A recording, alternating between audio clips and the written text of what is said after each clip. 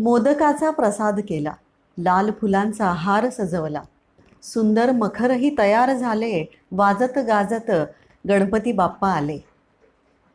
14 विद्या आणि 64 कलांची देवता गणपती.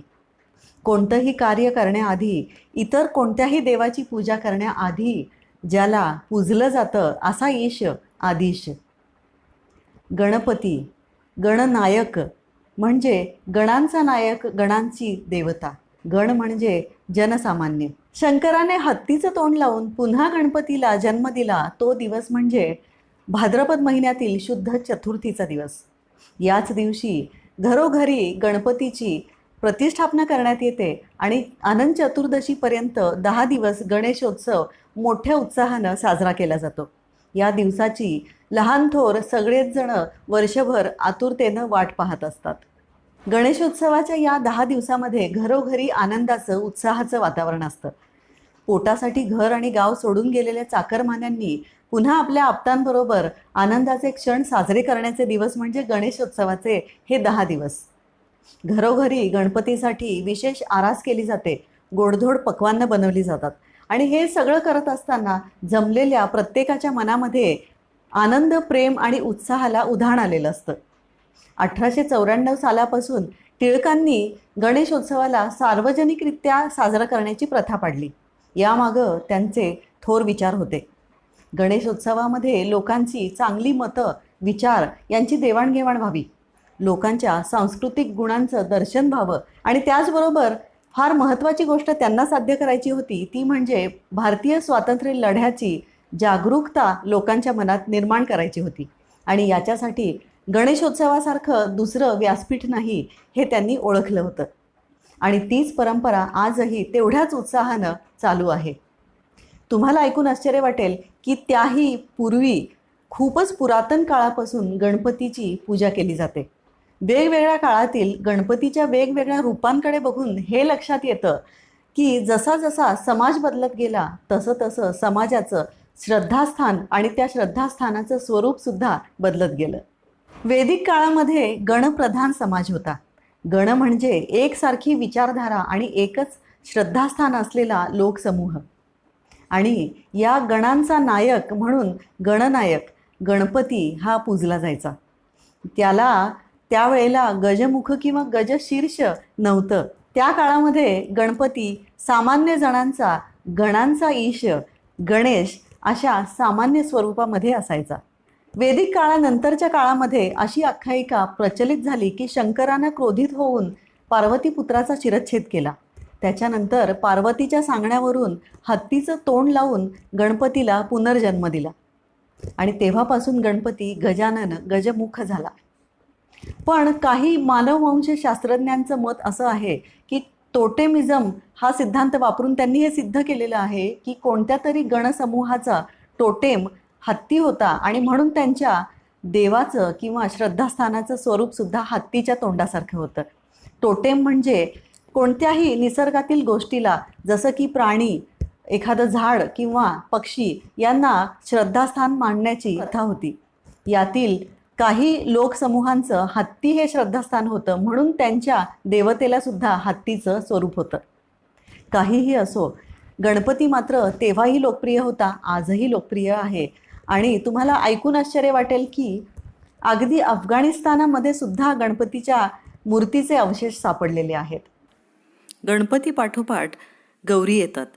अनुराधा नक्षत्रावर गौरीला माहेरवाशीण म्हणून 3 दिवसांसाठी घरी आणलं जातं. दुसऱ्या दिवशी गौरी पूजन आणि गौरी भोजन होतं आणि तिसऱ्या दिवशी विसर्जन. पाणवठ्यापासून किंवा तुळशीपासून गौरीला घरी आणण्याची प्रथा आहे. सोनपावलांनी अगदी वाजत गाजत मंगलमय वातावरणामध्ये गौरी आपल्या घरी येतात. पश्चिम महाराष्ट्रामध्ये यांना गौरी म्हणतात. महाराष्ट्राच्या इतर ठिकाणी यांना महालक्ष्मी म्हणून संबोधलं जातं आणि महालक्ष्मीचीच कहाणी आणि आरतीसुद्धा यावेळी केली जाते. या माझ्या घरच्या गौरी आहेत. आम्ही सासूबाईंच्या म्हणजेच मोठ्या घरी गौरीच्या स्वागतासाठी जमलेलो असतो. कोणताही सण आपल्या कुटुंबियांबरोबर साजरा करण्याचा आनंदच काही और असतो. लेकी बाळी आणि सुनाग शोभा आणती घर अंगणा, सर्वांगीण त्यांचा विकास होता, जग जाई प्रगतीपथा. निसर्ग राजा करू प्रसन्न, भुकेजल्याला मिळेल अन्न, हवे असेल पाणी सदा, तर जपून वापरा जलसंपदा. सॅनिटायझर वापरू, घालूया मास्क, कोरोनाला हरवण्याचा जिंकूया टास्क. गौरी गणपती आले घरा, हरखून गेली सारी धरा, स्वच्छ निरोगी घेऊया श्वास, कोरोनाचा करूया ऱ्हास. अशा सामाजिक संदेश देण्याच्या ओळी लिहून आम्ही गौरी गणपतीची आरास केली आहे. गौराईच्या येण्याची तयारी 4 दिवस आधीपासूनच सुरू होते. स्वतः मनोभावे बनवलेले करंजी, लाडू, चिरोटे आणि वेगळ्या आकाराच्या चिमणीच्या आकाराच्या करंज्या यासाठी आम्ही बनवले आहेत. त्याचबरोबर सागर संगीत पूर्णावरणाचा नैवेद्यसुद्धा गौराईला प्रसन्न करण्यासाठी बनवला आहे. आणि ही आहे माझी जाऊ स्मिताने बनवलेली शाडूची मूर्ती.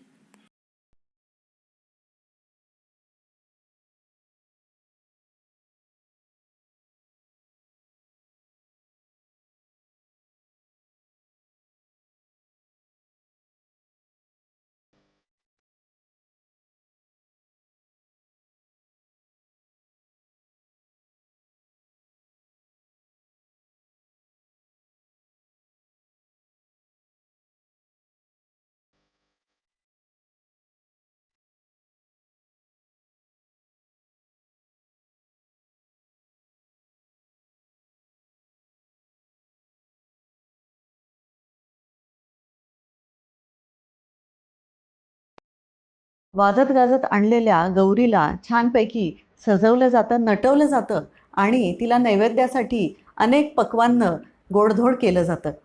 हे सगळं करण्यामध्ये घरची लक्ष्मी, गृहलक्ष्मी अतिशय आनंदात, उत्साहात असते. संध्याकाळी सर्व स्त्रिया अगदी नटून थटून एकमेकींकडं हळदी कुंकवाला जातात. हे हळदी कुंकू एक निमित्त असतं एकमेकींना भेटण्यासाठीचं, एकमेकींनी केलेली आरास पाहण्यासाठीचं आणि एकमेकींचं तोंड भरून मनापासून कौतुक करण्यासाठीचं. कोणतेही सण समारंभ जेव्हा आपण आपल्या एक्सटेंडेड फॅमिलीबरोबर म्हणजेच मित्रपरिवाराबरोबर साजरे करतो तेव्हा त्याचा आनंद निश्चितपणे द्विगुणित होत असतो. घरातील स्त्रियांबरोबरच घरातील मुलीसुद्धा अशा सांस्कृतिक आणि धार्मिक कार्यक्रमांमध्ये उत्साहानं सहभागी होतात. याच्यातूनच त्यांच्यावर चांगले संस्कारसुद्धा घडत असतात. त्याचमुळं गौरी गणपतीचा सण हा फक्त धार्मिकच नाही तर सामाजिक आणि सांस्कृतिक सुद्धा महत्त्व याला आहे. काही जणांकडे पितळेचे मुखवटे असतात, काही जणांकडे चांदीचे असतात, काही जणांकडे मातीचे मुखवटे बसवले जातात, काही जणांकडे पाणवठ्यावरून आणलेले 7, 9 किंवा 11 खडे गौरी म्हणून बसवले जातात. काही जणांच्या गौरी या कलशावर तांब्यावर बसतात, काही जणांच्या गौरी धान्याच्या राशीवर बसतात, काही जणांच्या उतरंडीवर किंवा आजकाल वेगवेगळ्या प्रकारचे साचेसुद्धा गौरी बसवण्यासाठी वापरले जातात. पण सगळ्या मागचा श्रद्धाभाव मात्र समानच असतो. गौरी पूजना दिवशी, गौरी भोजना दिवशी एखादी सवाष्ण गौरीचं स्वरूप म्हणून जेवायला बोलावली जाते. पण बऱ्याच ठिकाणी आपल्याच जाती धर्मातील स्त्रीला बोलावलं जातं. पण आजकाल ही प्रथा प्रगत विचारांच्या स्त्रिया बदलत आहेत. एक चांगला बदल त्या घडवून आणत आहेत. जाती धर्माच्या भिंतींच्या पलीकडच्या आपल्या इतर धर्मातील जातीतील मैत्रिणींना सवाष्ण म्हणून बोलवतात किंवा स्वतःच्या घरी आपल्याला घरकामामध्ये मदत करणाऱ्या किंवा कामाच्या ठिकाणी आपली मदतनीस असलेल्या स्त्रीला सवाष्ण म्हणून बोलवतात. काही जणी गोरगरीब स्त्रियांना बोलावून त्यांना गोडधोड खाऊ घालतात. इतका चांगला विचार रुजतो आहे. असेच चांगले विचार रुजवत एक निकोप समाज घडवण्याकडे आपण दरवर्षी प्रत्येक जणांनी एक तरी पाऊल उचललं पाहिजे. नमस्कार, मी आहे डॉक्टर वर्षा झाडे, तुमची डेंटिस्ट दोस्त. तुम्हा सर्वांना गौरी गणपतीच्या हार्दिक शुभेच्छा.